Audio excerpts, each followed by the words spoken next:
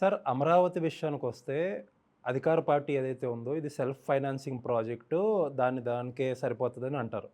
జగన్ గారు 20 ఇయర్స్ అయినా ఇది పూర్తి కాదు. మావిగన్ అని చెప్పి ఒక ఆల్టర్‌నేటివ్ చెప్పారు. అమరావతి అని ఒక జరిగింది. తర్వాత 3 రాజధానులని ఒకటి జరిగింది. ఇప్పుడు మావిగన్ అంటూ ఒకటొచ్చింది. ఇన్ని సంవత్సరాలు 2014 తర్వాత 26లో ఉన్నాం మనం. ఇంకా రాజధాని అనే దాని మీద ఒక క్లారిటీ లేదు. సరే పార్లమెంట్‌కెళ్ళి దౌర్భాగ్యం కొద్దీ మనం వెళ్లి తెచ్చుకుందాం. దౌర్భాగ్యం అంటే పార్లమెంట్‌కి వెళ్ళాల్సి వచ్చిందంటే 3 విషయాలు. ఈ మాట గతంలో కూడా చెప్పాను, కొందరు నొచ్చుకున్నారు కానీ మళ్ళీ చెప్పాలి. ఎన్నిక విప్లవం కాదు. తెలంగాణలో కాంగ్రెస్ పార్టీ వచ్చింది టీఆర్ఎస్ స్థానంలో. కర్ణాటకలో బీజేపీ స్థానంలో కాంగ్రెస్ వచ్చింది. ఆంధ్రప్రదేశ్లో జగన్ పార్టీ బదులు టీడీపీ వచ్చింది. అది విప్లవం కాదు. పాలన నిరంతరం కొనసాగే ప్రక్రియ. ఎవరన్నా కొత్త ప్రభుత్వం వచ్చి గతంలో చేసిన అప్పులన్నీ తూచన్నాడు అనుకోండి, ప్రభుత్వం డామ్మని కూలిపోతుంది. అవును. కాబట్టి మీరు రాజులు కాదు, చక్రవర్తులు కాదు, మీరు మనుషులు. ప్రజలు ఓటేస్తే కూర్చుంటారు, లేకపోతే ఇంటికి వెళ్తారు. అంచేత మౌలికమైన విధానాలు కొనసాగుతాయి. కొన్ని మార్చే ఉంటాయి. ఆర్థిక విధానాలు సందర్భాన్ని బట్టి కొన్ని మార్చచ్చు. దానిలో కూడా కొన్ని పరిధి లోపలే. అంతేగాని దేశాన్ని దివాళా దించి మార్చుతామని చెప్పంటే దేశం ఊరుకోదు. రాజధాని ప్రతిరోజు నిర్ణయం చేయడం ప్రపంచంలో ఎక్కడ జరగదు. ఒక తుగ్గలకు ఆ ప్రయత్నం చేసి, అందుకనే వాడిని తుగ్గలకు అంటాం మనం. వాడిని గుర్తుంచుకుంటున్నది తుగ్గలక్ అన్న పదం, వాడి పాపం వాడి పేరు అది, ఇంటి పేరు అది. అందుకోసం వాటిలో తుగ్గలకంటే పిచ్చి కదా అని చెప్పి అంటున్నాం మనం. ఒక పిచ్చి పాలన అంటున్నాం. ఎందుకు ఆ పేరు వచ్చింది? ఈ పనే చేశాడు వాడు. రాజధాని మార్చి ఢిల్లీ నుంచి దౌలతాబాద్ అన్నాడు, మరి దౌలతాబాద్ ఢిల్లీ అన్నాడు. తుగ్గలక్ పాలన. రాజధాని నిర్ణయం ఒకసారి జరిగిన తర్వాత చట్టబద్ధంగా దాన్ని మళ్ళీ కదలచారు. రేపొద్దున ఇంకోటి కలుస్తుంటే ప్రతి 3 నెలలు కలుస్తుంటారు రాజధాని. తమాషాగా ఉంది ఏమన్నా. రెండోది, ఇది రాజధాని సమస్య కాదు, అమరావతి నగర అభివృద్ధి.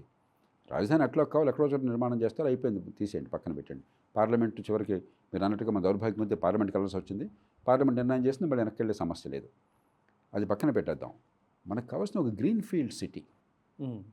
దేశంలో మీరు ఎక్కడ చూసినా, ఏ రాష్ట్రాన్ని చూసినా కూడా దాదాపు ప్రతి సంపన్న రాష్ట్రానికి ఒక మహానగరం అండగా ఉంది. కర్ణాటక బెంగళూరు, తెలంగాణకి హైదరాబాద్, తమిళనాడుకి చెన్నై, గుజరాత్కి అహ్మదాబాద్, మహారాష్ట్రకి ముంబై అండ్ పూణే. ఈ నగరాల వల్ల ఆర్థికాభివృద్ధి కానీ, కొత్త పెట్టుబడులు కానీ, ముఖ్యంగా గ్రీన్ ఫీల్డ్. హైదరాబాద్ సిటీ ఉందనుకోండి, హైదరాబాద్ ఎంసీహెచ్ హైదరాబాద్ ఎవరు రావట్లా. అవును. జీహెచ్ఎంసీ విస్తరించిన హైదరాబాద్కి గ్రీన్ ఫీల్డ్ వస్తున్నారు. పేరుకి హైదరాబాద్ అంటున్నాం. పుష్కలంగా భూములు ఉన్నాయి కాబట్టి చుట్టూ విస్తరించాము, ఓఆర్ఆర్ మంచి నిర్మాణం చేశాము, మంచి ఎయిర్పోర్ట్ కట్టుకున్నాము, ప్రామాణికమైనటువంటిది. పెట్టుబడులు వస్తున్నాయి. మీరు కొన్ని ప్రాంతాలకు వెళ్తే హైటెక్ సిటీలోనో లేకపోతే ఫైనాన్షియల్ డిస్ట్రిక్ట్లోనో మీరు హైదరాబాద్లో ఉన్నారో, లండన్లో ఉన్నారో, టోక్యోలో ఉన్నారో మీకు తెలియదు. అవును. కాబట్టి గ్రీన్ ఫీల్డ్ సిటీ ఖచ్చితంగా అవసరం. మూడోది, గ్రీన్ ఫీల్డ్ సిటీకి ప్రభుత్వం చేసేది కొంతవరకు మౌలిక సదుపాయాల కల్పన, ప్రాపర్ టౌన్ ప్లానింగ్ ఒక విషయం. మిగతాంతా ప్రైవేట్ సెక్టర్.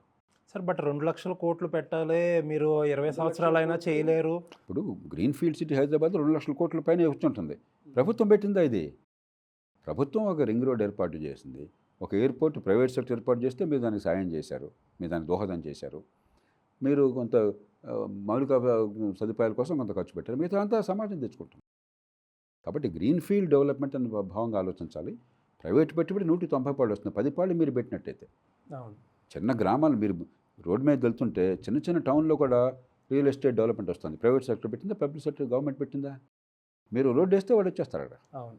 బట్ ఆల్రెడీ అభివృద్ధి అయిపోయిన విజయవాడకో, వైజాగ్కో లేకపోతే ఇంకొక చోటకో పేరు మార్చేస్తే సింపుల్ కదా, మనం ఇంకేం డెవలప్ చేయకూడదు కదా, ఒక డెవలప్డ్ క్యాపిటల్ వచ్చేస్తుంది. కాలా విజయవాడ వైజాగ్ అభివృద్ధి చెందనుకున్నా కాలా హైదరాబాద్ అభివృద్ధి చెందనుకున్నాం కాలా. అందుకని హైదరాబాద్లో విస్తరించిన హైదరాబాద్ గ్రీన్ ఫీల్డ్ సిటీ అభివృద్ధి దోహదం చేసింది, కానీ ఎంసీహెచ్ అభివృద్ధి దోహదం చేయలే. ఇది మర్చిపోతున్నారు. విజయవాడ, గుంటూరు గొప్ప పట్టణాలు నగరాలుగా మనం అనుకుంటాం. నేను ఎక్కడ పెరిగాను ఆ ప్రాంతాల్లో అనుకుంటాం, కానీ ఆధునిక అవసరాలు తగ్గినట్టుగా గ్రీన్ ఫీల్డ్ సిటీగా లేదు అక్కడ. ఇక మావిగానే మరొకటి ఏమైనా మాటలు తప్ప అది రీజనల్ డెవలప్మెంట్. ఎలాగో రీజనల్ డెవలప్మెంట్ అథారిటీ ఒకటి ఉంది కదా. మెట్రోపాలిటన్ డెవలప్మెంట్ అథారిటీ అంటే రీజనల్ డెవలప్మెంట్ అథారిటీ అంటున్నాం. రీజనల్ డెవలప్మెంట్ అని చెప్పంటే green field city, green field సిటీలో భాగంగా రీజనల్ డెవలప్మెంట్ వస్తుంది.